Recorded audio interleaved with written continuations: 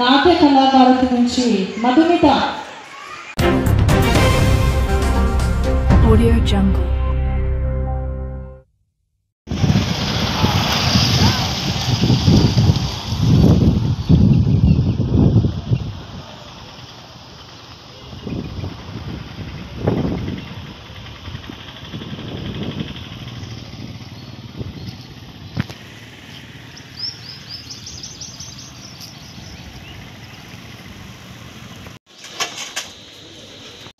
రమణమ్మ గండి క్షేత్రంలో ఇక్కడ అన్నదాన కార్యక్రమం, కాశీనాయన ఆసరానికి కూడా ఇక్కడ ఆస్కారం లేక మేము ఇక్కడ పందెం లేచి అన్నదానం జరుపుతున్నాము.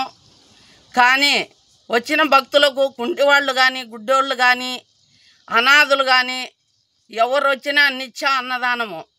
డైలీ ప్రతిరోజు కూడా పొద్దున 9 నుండి రాత్రి 9-10 వరకు కూడా అన్నము, ఎన్ని టైం అన్నం ఉంటుంది. ఎందుకంటే మాకు ఇక్కడ ఫలితము అక్కడ బండ్లు తిప్పి కష్టపడి తెచ్చి బత్యము పెడుతున్నాము. పాయసము కానీ, కలరన్నం కానీ, వంకాయ కానీ, పప్పు కానీ, రసము కానీ, అయిన ఐటమ్స్లో అన్ని రకాల అన్నదానము ఇక్కడ జరుపుతున్నాము. వచ్చిన భక్తులకు ఇబ్బంది పడకుండా అన్నదానం జరుపుతున్నాము. దయచేసి ఈ అన్నదానానికి భక్తులు పాల్గొనాల్సిందిగా కోరుకుంటున్నాము. 9 సంవత్సరాల నుండి ఇట్లా ఈ రకంగా కష్టపడుతున్నాము. మరి ఈ కష్టము చూసి ఇక్కడ అన్నదానానికి సహాయం చేస్తే చాలా పుణ్యం అండి.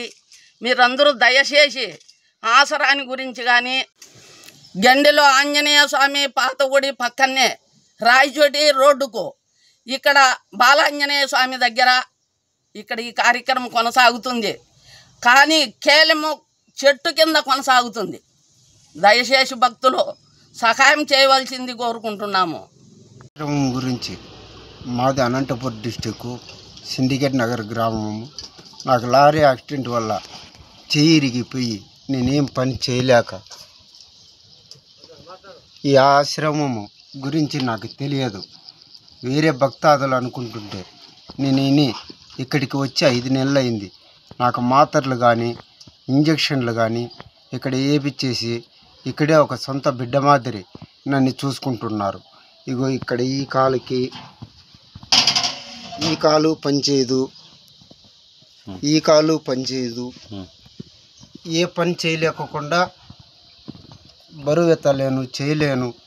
ఇక్కడ వీళ్ళ ఆశ్రమం గురించి తెలుసుకొని ఇక్కడ ఒక 5 నెలలుగా ఇక్కడ వచ్చి ఉన్న మాత్రలు కానీ, సూదులు కానీ, ఏదో జ్వరం వచ్చినా ఏమొచ్చినా సొంత బిడ్డ మాదిరి చూసి ఇక్కడ అంటున్నాడు కాబట్టి చెప్పలే కదా. సిండికేట్ నగర్ గ్రామము, అక్కడి నుంచి ఇక్కడ దాకా వచ్చాను.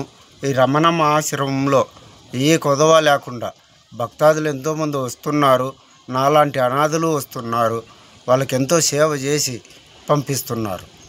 వాళ్ళకు ఉన్న వాళ్ళకి ఇక్కడే పండుకునేదానికి ఏదో వాళ్ళకి తోసిన పని ఇక్కడ చేసుకొని ఉన్నా కూడాను ఏ మాత్రం ఇబ్బంది లేకుండా, ఏ తొద లేకుండా స్నానానికి కానీ, బట్టలు కానీ ఏదన్నా కానీ సమకూరుస్తున్నారు.